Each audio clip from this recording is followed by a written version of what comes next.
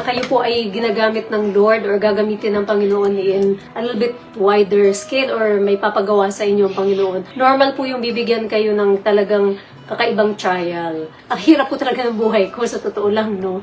Napakahirap po. Pero po, yan po ay source ng pinagpapasalamat ko na matinding-matindi sa Panginoon. Kasi hindi ko talaga kayang mabuhay na wala ang Lord eh. Sa hirap po ng buhay ko, mga kapatid, every day po ang aking battle. The only way that I can survive is dahil nandiyan ang Lord. And inilagay yan ng Lord sa pathway ko. Kasi nga, marami siyang pinapagawa po sa akin. Mahirap po mag-ministry kung tayo mismo ay hindi puspos ng pagpapatawad, kung hindi tayo puspos ng yung mga attributes ng Lord. Nahahasa po yan kung mismo pinagdaraanan natin. So, kung ikaw nakakaranas ka at kine-question mo na, nagtatampo ka na kay Lord, tapos alam mo na may pinapagawa actually sa'yo si Lord, huwag ka na magtaka. Kasi it's really important for you to go through itong mga ganitong klaseng pag-refine. Sinabi nga po no, sa Philippians na pagpasalamat po talaga natin. All circumstances, huwag tayo maging anxious. Amen. Pasalamat, magdasal, lagi. Ang Lord ang nakakaalam ng lahat. Yung kanyang kaparaanan ay hindi natin